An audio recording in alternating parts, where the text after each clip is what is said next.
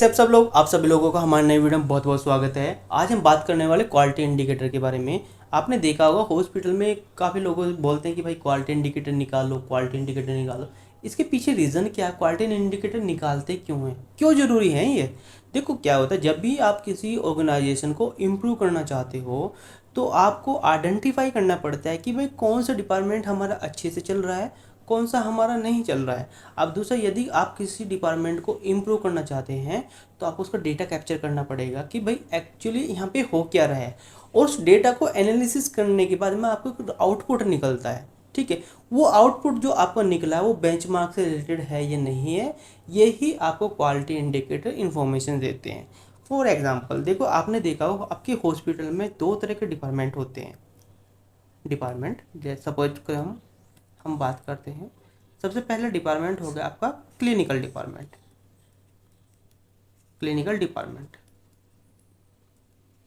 और सेकंड हो गया आपका नॉन क्लिनिकल।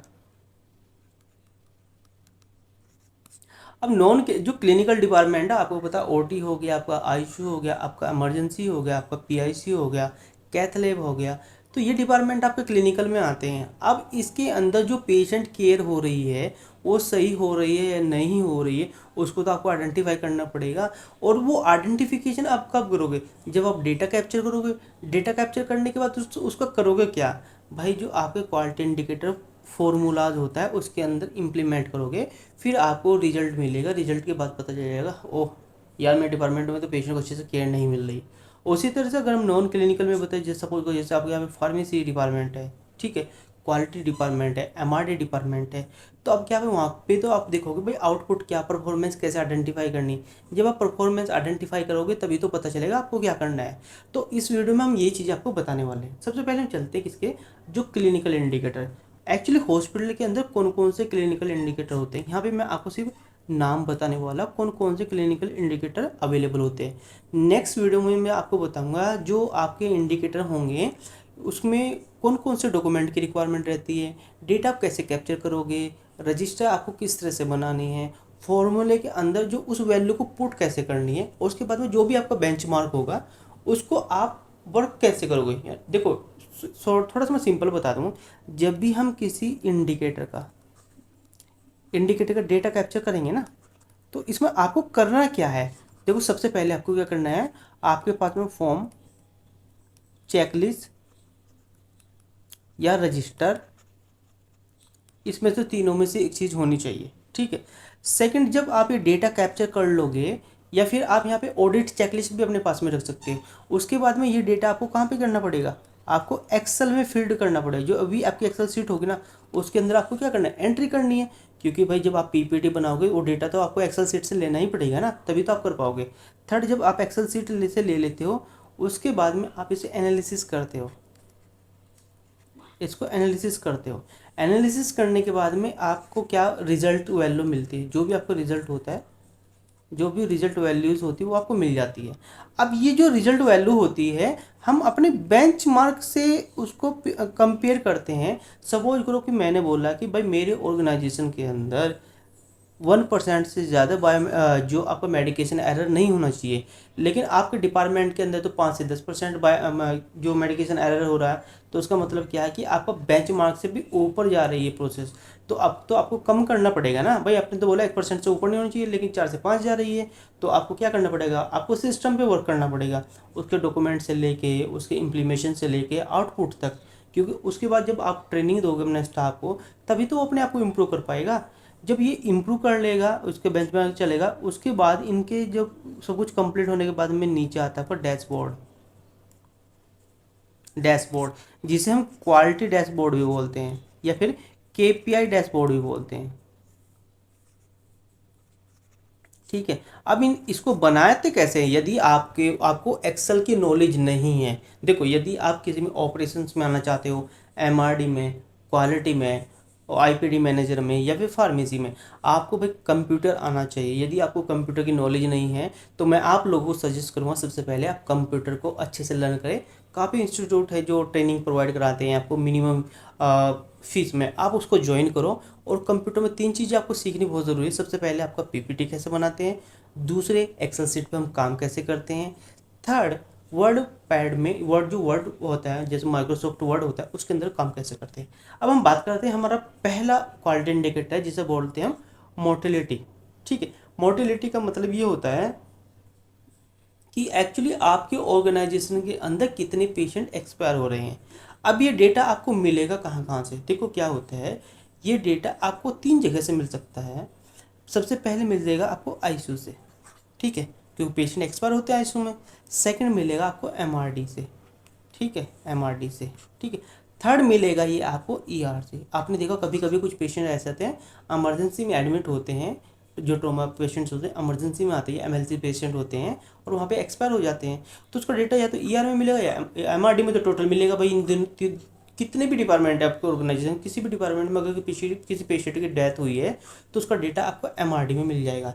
एमआरडी में क्या होता है, ऑलरेडी एक आपका बर्थ और डेथ का दोनों के रजिस्टर बने होते हैं जो कि परमानेंट रखे होते हैं। अब दूसरा क्या है, अगर हम मोर्टेलिटी डेटा को कैप्चर करेंगे तो हम इसके लिए 2 चीज़ें यूज़ करते हैं। एक तो हम करते हैं sofa score use, sofa score, और सेकंड होता है अपाचे, अपाचे स्कोर। इन दोनों स्कोर के बिहार पे ही हम मोटिलिटी भी निकालते हैं। अभी मैं आपको पीडियाट्रिक मोटिलिटी के बारे में भी बताऊंगा, ठीक है।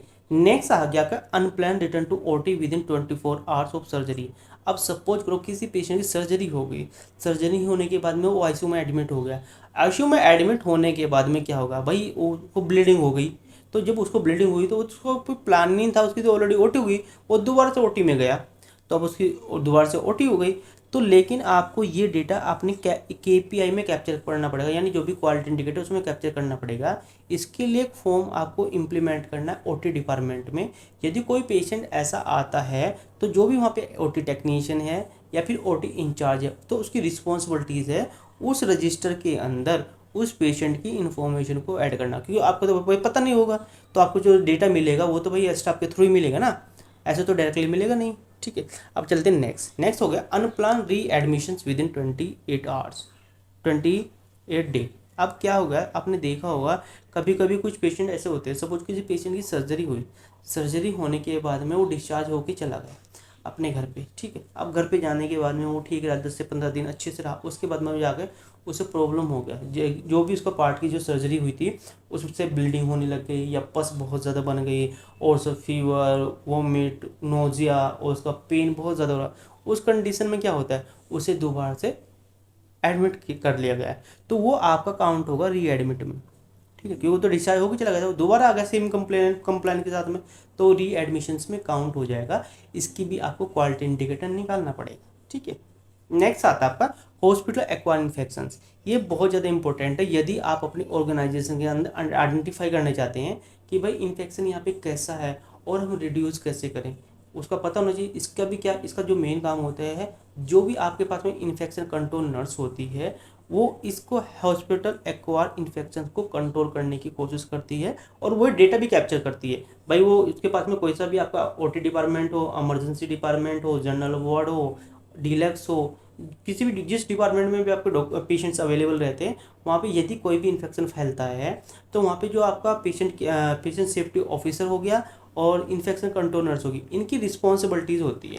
अब दूसरा, ये होते कौन कौन से हैं, अगर आपसे कभी कभी कोई पूछ ले भाई हॉस्पिटल एक्वायर इन्फेक्शन होता कौन कौन सा है, सबसे पहले हम काउंट करते हैं सर्जिकल साइट इन्फेक्शन, जिसे हम एसएसआई भी बोलते हैं। अब इस सर्जिकल साइट इन्फेक्शन, आप यहाँ पे कंफ्यूज मत होना, एक सर्जिकल साइट इन्फेक्शन चेकलिस्ट भी होती है जिसका यूज़ हम ओटी में करते हैं। जब भी किसी पेशेंट को एडमिट किया जाता है ओटी के अंदर, जब उसको प्रोसीजर होना होता है तो वहाँ पे एक एसएसआई चेकलिस्ट भी फिल होती है, उसमें भी उस पेशेंट की कंडीशन फिल होती है। लेकिन ये एसएसआई हमारे कब काउंट होता है, आपका पेशेंट, मैंने जैसे अभी ऊपर बताया था कि किसी आपका कोई पेशेंट था, वो क्या हुआ, वो डिस्चार्ज होकर घर पे चला गया, लेकिन वो 10 से 15 दिन के बाद आता है, सर मुझे बहुत ज़्यादा ब्लीडिंग हो रही है या फिर मुझे तो पस बन गई, वहाँ पे पस बन गई। तो उस कंडीशन में क्या होता है, उस पेशेंट का कल्चर कराया जाता है। अगर उस पेशेंट का कल्चर पॉजिटिव आ रहा है तो उसे एसएसआई पॉजिटिव आएगा, फिर आपको अपने केपीआई में काउंट करना है इसको, फिर इसका आपको डेटा बना के रखना है। दूसरा, आपको क्या क्या पता होना चाहिए, आपको ये भी पता होना चाहिए जब आपने कल्चर भेजा कि कौन कौन से बैक्टीरिया हमारे कल्चर में पॉजिटिव आते हैं। अगर सर्जरी होने के बाद किसी पेशेंट का कल्चर जाता है, उसके लिए कौन कौन सी एंटीबायोटिक रिस्पॉन्सिबल होती है जो डॉक्टर्स प्रिस्क्राइब करता है पेशेंट को। इतनी बेसिक नॉलेज आपको होनी चाहिए यदि आप as a infection controller work कर रहे हो। नेक्स्ट आता है वेंटिलेटर एसोसिएट निमोनिया। आपने देखा कभी कभी जो पेशेंट आपके वेंटिलेटर पे होते हैं उन्हें वेंटिलेटर एसोसिएट निमोनिया होने के चांसेस बहुत ज़्यादा बढ़ जाते हैं। तो यहाँ पे भी आपको अगर किसी पेशेंट को वैप होता है तो आपको उसे भी काउंट करना है। दूसरा क्या होता है, जो नर्सिंग जो इन्फेक्शन कंट्रोल नर्स होती है वो डेली राउंड लेती है मॉर्निंग में, और जितनी भी आपके हॉस्पिटल एक्वायर इन्फेक्शन रिलेटेड जितने भी केयर बंडल्स होते हैं उसके पास में आपने कभी कभी देखो फॉर्म लेके घूमती है ना साथ में, चेकलिस्ट लेके वो वही केयर बंडल होते हैं, वो फिल करती है डेली बेसिस पे डेटा कि भाई हमारे ऑर्गेनाइजेशन में कितने पेशेंट को इन्फेक्शन हो रखा है, और जब इन्फेक्शन को हो रखा है तो रिड्यूस करने का भी काम करना पड़ेगा। ठीक है, नेक्स्ट आता है आपका क्लैप्सी, जिसे बहुत central line associate blood stream infection. ये इन्फेक्शन सबसे ज़्यादा पता कहाँ पर होता है, या तो होगा आपके सीसीयू डिपार्टमेंट में या फिर होता है आपके डिलेक्स में। ठीक है, नेक्स्ट सॉरी डिलेक्स में नहीं, डायलिसिस डायलिसिस यूनिट में। नेक्स्ट आता है catheter associated urinary tract infections. देखो ये बहुत ज़्यादा, ये कॉमनली जितनी भी फीमेल्स होती हैं उनको यूटीआई होने के चांसेस बहुत ज़्यादा रहते हैं। और यूटीआई इन देखो ये जितने भी आप टेस्ट कराते हो इनका पता कब चलता है आपको, जब आप कल्चर कराते हो। जब भी आप कल्चर कराओगे तभी आपको पता चलेगा कि कौन सा बैक्टीरिया आपका पॉजिटिव आ रहा है। अब जो अगर मैं बात करूँ यूटीआई की, अगर हम बात करें जो मेल होते हैं, जो मेल कैंडिडेट होते हैं 90% को यूटीआई नहीं होता, सिर्फ 10% को ही होता है। ठीक है, 10% लोगों को ही यूटीआई पॉजिटिव होता है जो मेल होते हैं। लेकिन जो फीमेल होती है ना उसमें 95% पीपल को, जो भी आपकी वुमेन है उनको यूटीआई होने के चांसेस हैं। 5% ऐसे जिसे नहीं होता, और ये होता भी कभी मोस्टली आप उसके बारे में बताऊंगा, जैसे वॉशरूम हम कैसे यूज़ करते हैं, क्लीनिंग प्रोटोकॉल हमारे क्या है, क्योंकि इससे वीडियो काफ़ी लेंथी बन जाएगी और मैं नहीं चाहता कि लेंथी बनने के। और मेरा मेन एजेंडा रहता है कि जो भी चीज़ें यहाँ पे हैं वो आपके समझ में आए कम से कम, क्योंकि आप यहाँ पे सीखने के लिए आए हो। नेक्स्ट है हमारा मेडिकेशन एरर। अब दूसरा ये मेडिकेशन एरर बहुत ज़्यादा इंपॉर्टेंट है यदि आप पेशेंट की सेफ्टी को चाहते हो। भाई अगर आप मेडिकेशन एरर को आइडेंटिफाई कर रहे हो, उसका डेटा बना रहे हो, इंसिडेंट फॉर्म फिल कर रहे हो, तो होगा क्या, आने वाले टाइम में आपके यहाँ पे मेडिकेशन एरर होना कम हो जाएगा। अब आप उसके डेटा का पता कैसे चलेगा, यदि आप as a quality manager work कर रहे हैं या क्वालिटी एग्जीक्यूटिव आपने ज्वाइन किया है, तो ये डेटा जो आपको मिलेगा ये मिलेगा आपको जो भी नर्सिंग डिपार्टमेंट है उससे। दूसरा, आप जब भी कभी किसी डिपार्टमेंट की एक्टिव ऑडिट करने जाओगे तो वहाँ पे जो ट्रीटमेंट चार्ट होता है आईसीयू में, तो वहाँ पे आप जब ट्रीटमेंट चार्ट में जाकर मेडिसिन का नाम देखते हो तो जो आपके डॉक्टर नोट्स होते हैं, डॉक्टर नोट्स में भी आपको वेरीफाई करना होता है कि जो मेडिसिन का नाम डॉक्टर नोट्स में लिखा हुआ है वही आपके ट्रीटमेंट चार्ट में अवेलेबल है या नहीं है। तो इसमें कुछ चीज़ें और होती है मेडिकेशन एरर में, जैसे नियर मिस हो गया, एडवर्डर इवेंट हो गया, या एडवर्डर रिएक्शंस हो गया। अब इन तीनों की भी आपको नॉलेज होनी चाहिए। मैं ऑलरेडी लास्ट वीडियो में इसके बारे में अच्छे से एक्सप्लेन कर चुका हूँ। यदि आपको कोई डाउट है तो आप हमारी पुरानी वीडियो देख सकते हैं। नेक्स्ट आता है ब्लड ट्रांसफ्यूजन रिएक्शंस। अब यदि किसी पेशेंट को ब्लड ट्रांसफ्यूजन होता है, आपने देखा मोस्टली पेशेंट को ब्लड ट्रांसफ्यूजन होता है, और यदि किसी को ब्लड ट्रांसफ्यूजन रिएक्शन होती है तो आपको डेटा भी कैप्चर करना है, और उसके बाद में आप कैसे आरसे करते हो, ये कैसे कापा करते हो, आपको पता भी चल जाए। इसका डेटा आपको कहाँ से मिलेगा, वो मिलेगा आपको वार्ड से। जैसे आपका आईसीयू हो सकता है, आपका न्यूरो डिपार्टमेंट हो सकता है, आपका एमआईसीयू हो सकता है, आपका एसआईसीयू डिपार्टमेंट हो सकता है, जनरल वार्ड हो सकता है, डिलक्स हो सकता है, उसके बाद में इमरजेंसी एरिया हो सकता है। तो आपको क्या करना है, इसका डेटा कैप्चर करना है इन डिपार्टमेंट से, क्योंकि आपको मंथली क्वालिटी इंडिकेटर बनाने होते हैं। मैं क्वालिटी इंडिकेटर और दूसरा जो डैशबोर्ड कैसे बनाते हैं उसको भी एक्सप्लेन करूँगा, क्योंकि यहाँ पे हम क्वालिटी से रिलेटेड चीज़ें मोस्टली कवर कर रहे हैं, और ये आपके लिए बेनिफिशियल भी रहेगा यदि आप नर्सिंग मैनेजर वर्क करते हो, या क्वालिटी मैनेजर वर्क करते हो, या ऑपरेशन मैनेजर वर्क करते हो, आपके सभी कॉन्सेप्ट क्लियर हो जाएंगे।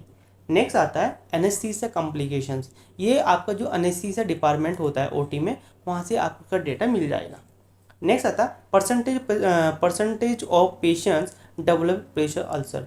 देखो इसमें भी प्रेशर अल्सर में दो तरीके होते हैं, एक तो होता है आपका आउटसोर्स, एक होता है आपका इनसोर्स।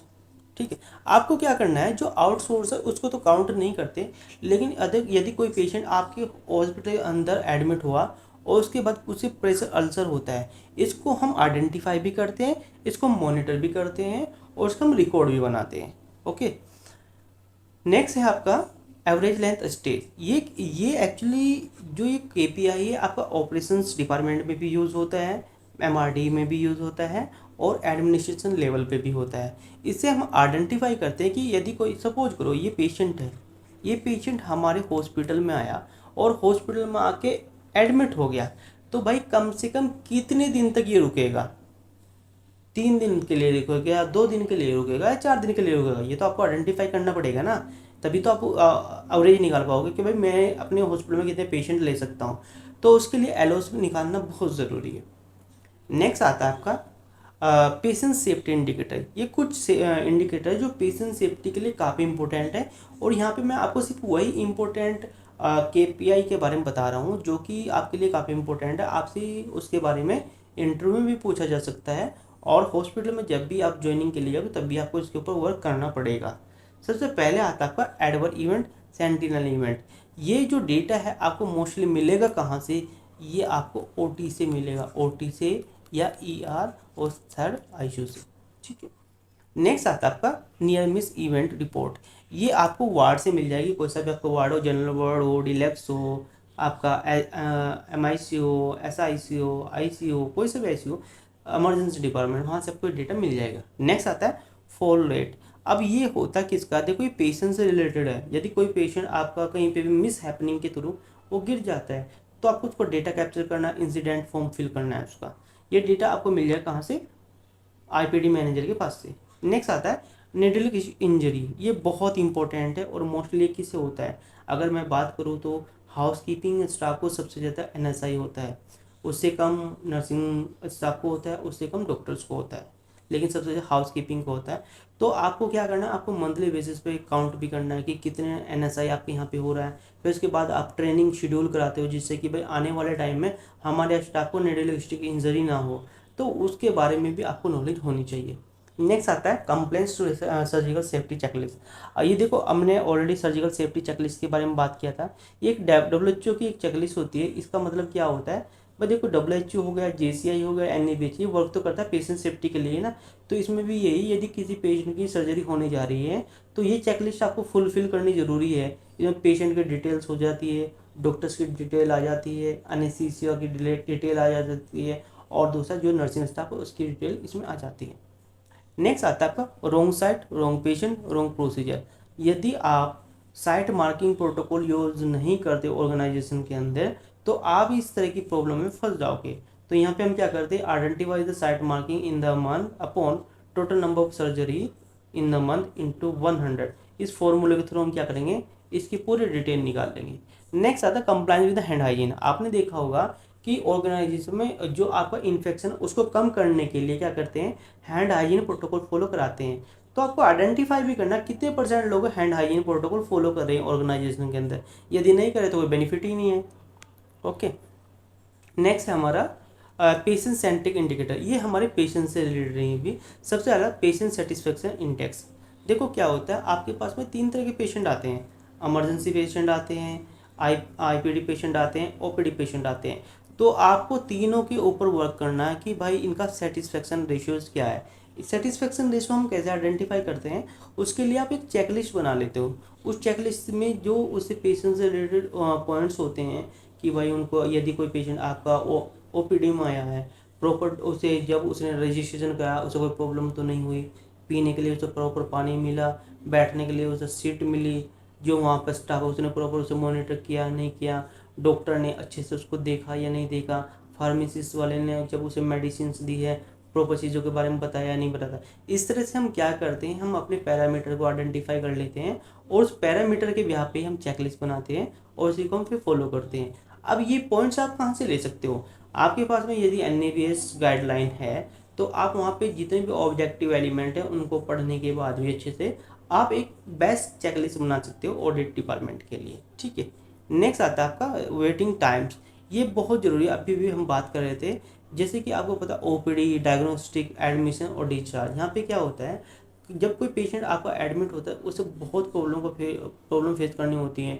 पता लगा कि मॉर्निंग जो पेशेंट है आपका 10 o'clock डिस्चार्ज हो गया, लेकिन उसे रिलीव करने के लिए कम से कम 5 से 6 बज गए, वो बेचारा शाम तक हॉस्पिटल से नहीं निकल पाया। तो इसके लिए आपको अपने सिस्टम पे वर्क करना पड़ेगा, ठीक है। नेक्स्ट आता है आपका पेशेंट्स कंप्लायंस एग्रीमेंट्स हैंडल। आपने देखा होगा हॉस्पिटल के अंदर जो भी पेशेंट होते हैं, अटेंडी होते हैं और विजिटर होते हैं, उन्हें कंप्लेन बहुत ज़्यादा रहती है कि भाई आपका स्टाफ सही से काम नहीं करा, आपके स्टाफ में क्लीनिंग बहुत गंदी है, डॉक्टर टाइम से पेशेंट को देख नहीं आता, फार्मेसिस्ट के पास मेडिसिन अवेलेबल नहीं है। तो मैं क्या करूँ, मुझे तो जाना पड़ेगा यहाँ से, मैं तो कहीं और अपने पेशेंट को दिखा लूँगा। और उससे क्या होगा, वो डॉक्टर के साथ भी बहस करके आप सुबह नहीं देखने आए, आप सामने देखने आए, आपने मेरे पेशेंट की कंडीशन नहीं बताई। वो नर्सिंग स्टाफ से लड़ेगा कि आप तो मुझे अंदर ही नहीं जाने, या जब मेरा पेशेंट एडमिट है तो मुझे अंदर जाना है। तो इस सिचुएशन में भी आप अपने आप को कैसे हैंडल करोगे, और आप अपने अपर लेवल मैनेजमेंट को कैसे इन्फॉर्म करोगे कि सर यहाँ पे ग्रीवेंसेस इशूज़, इसकी आपको नॉलेज होनी चाहिए, और इसके लिए आपको क्वालिटी इंडिकेटर भी बनाना है। नेक्स्ट आता है आपका डिस्चार्ज प्रोसेस टर्नअराउंड टाइम्स। अब आपको पता है कि हमने बोला कि भाई यदि कोई भी पेशेंट आपका डिस्चार्ज होकर जाता है, आपका कैश वाला भी हो सकता है, आपका टीपीआई बेस भी हो सकता है, और आपका आयुष्मान भी हो सकता है। आपको पता है जो कैश वाला पेशेंट होता है उसको कम टाइम लगता है डिस्चार्ज होने में, तो लेकिन आपको मॉनिटर तो तीनों को करना पड़ेगा भाई, जो आपके पैनल वाले लोग हैं और जितने कैश वाले लोग हैं, उन दोनों को डिस्चार्ज होने में कितना टाइम लगता है, उसी के ऊपर तो वर्क करेगी। जैसे मैंने अपना बेंच मार्क डिफाइन कर दिया कि जब भी कोई पेशेंट यहाँ से डिस्चार्ज होकर जाएगा, कम से कम उसे 180 मिनट लगनी चाहिए, यानी 3 घंटे के अंदर अंदर वो डिस्चार्ज हो जाना चाहिए। ठीक है। अब नेक्स्ट आता है percentage of patient receive discharge summary at the discharge. अब दूसरा क्या है, आप यहाँ पे ये भी आइडेंटिफाई करते हैं कि जब भी जितने भी सपोज आपके यहाँ पे 500 पेशेंट आए हॉस्पिटल में जो आईपीडी में थे, अब आपने कितने लोगों को डिस्चार्ज समरी दी है और कितने लोगों को नहीं दी है, आप उसके लिए भी क्वालिटी इंडिकेटर को आइडेंटिफाई कर सकते हो।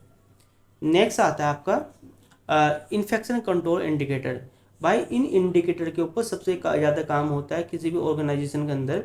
यदि आप अपने हॉस्पिटल के अंदर इन्फेक्शन को कंट्रोल ही नहीं कर पा रहे, तो आपका होना तो बेकार है, कोई फ़ायदा ही नहीं है।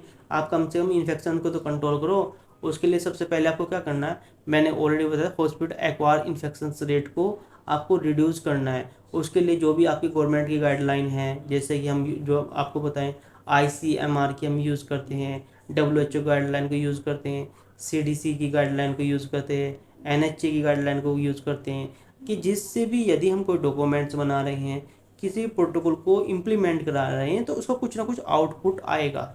हम ऐसा नहीं कर सकते कि हमने हमारे माइंड में आया नहीं यार हमको तो ये काम करना है, हमने वो काम करा दिया, पता लगा उसका कोई बेनिफिट ही नहीं है। तो उसमें जो आपका रिसोर्स हो गया, आपका टाइम हो गया, आपका मनी होगा, जो भी आपने वेस्ट किया है वो आपके लिए जीरो हो जाता है। सबसे पहले आता है, उसके बाद हैंड हाइजीन कंप्लेंट्स। ये मैंने ऑलरेडी बता दिया कि जो भी नर्सिंग स्टाफ है, डॉक्टर्स है या फिर पैरामेडिकल स्टाफ है, उसे proper hand hygiene protocol follow करना चाहिए।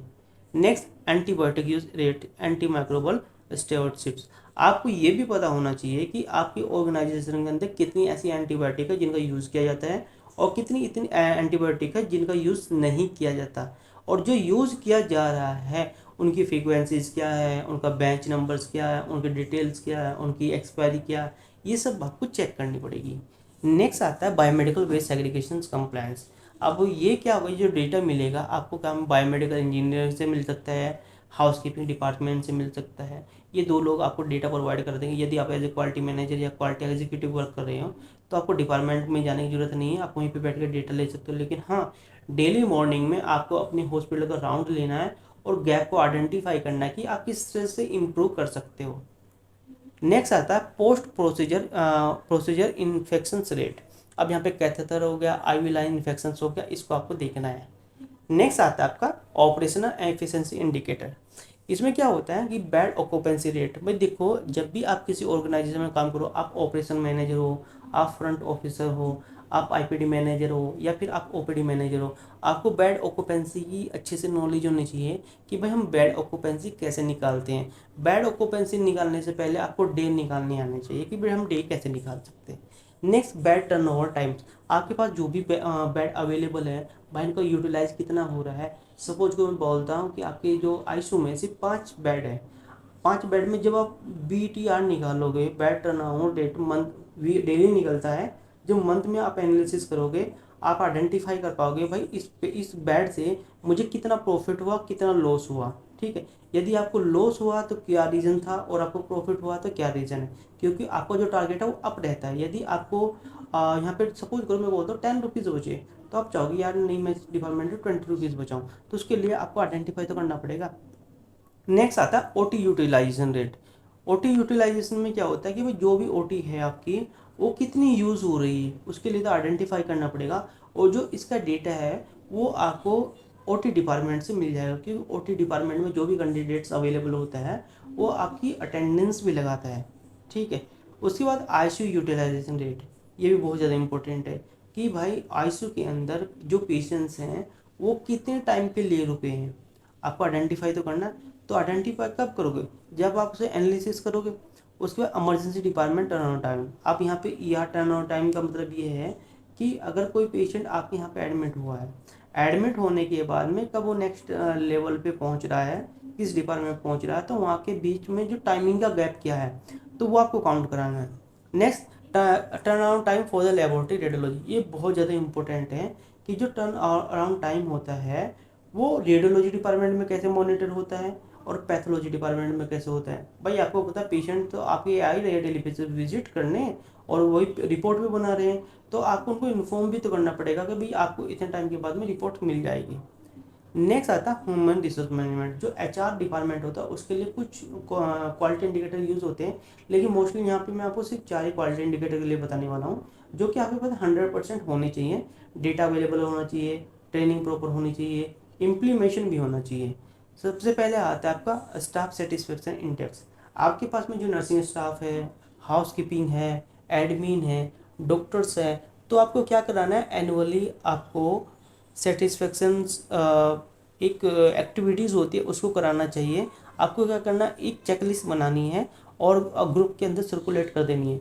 जो भी स्टाफ उस ग्रुप के अंदर अवेलेबल है, यानी उसका एडमिन है, तो उसकी रिस्पॉन्सिबिलिटीज़ है कि वो जाए और उस फॉर्म के अंदर पूरी एंट्री करे, जिससे कि जो भी आपका विजेता है उसको अच्छे से अच्छे वोट मिल जाए। नेक्स्ट आता है आपका training man hours per staff पर hours.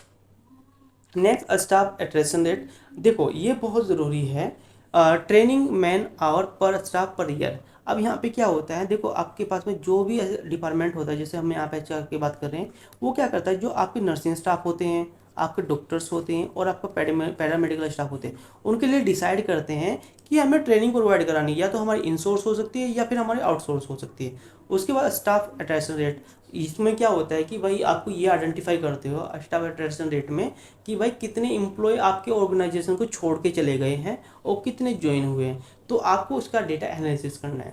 Next, competency assessment compliance. Next आता है आपका सेफ्टी सपोर्ट सर्विसेज इंडिकेटर। इसमें फायर सेफ्टी मॉक ड्रिल्स जो भी आप कराओगे, उसके बाद code blue, code red response time, जो अभी मैंने मॉक ड्रिल के बारे में बताया, आपको मॉक ड्रिल्स भी करानी है। Equipment breakdown rate and down time, ये बहुत ज़रूरी है। पर आईसीयू में तो मैंडेटरी होना ही होना है कि आपको इक्विपमेंट ब्रेक डाउन रजिस्टर बनाना है और उसकी क्वालिटी इंडिकेटर भी निकालने हैं। प्रिवेंटिंग मेंटेनेंस, उसके बाद इंसिडेंट रेटिंग, बायोमेडिकल वेस्ट, तो ये सब चीज़ें थी आपकी इस चैप्टर में। तो यहाँ पे हमने जितने भी आपके एनएबीएच क्वालिटी इंडिकेटर्स जो बेसिक थे वो मैंने बता दिया। अदरवाइज जो आपके एनएबीएच 6 एडिशन में अगर हम बात करें इस टाइम पे टोटल आपके 50 क्वालिटी इंडिकेटर हैं। यदि मैं एंट्री लेवल की बात करता हूँ 15 क्वालिटी इंडिकेटर है, तो इसकी नॉलेज आपको होनी चाहिए। इस वीडियो से रिलेटेड आपकी कोई भी क्वेरीज है आप मुझे कमेंट करके बता देना, मैं आपको उसकी इन्फॉर्मेशन शेयर कर दूंगा। अभी मैं आपको पीपीटी शेयर नहीं कर रहा हूँ, जब ये कोर्स कंप्लीट हो जाएगा उसके बाद में हम आपको जितने भी हमने लेक्चर्स लिए हैं उसकी पीपीटी और नोट्स शेयर कर देंगे, जो कि आपके फ्यूचर के लिए काफ़ी बेनिफिशियल होने वाले हैं।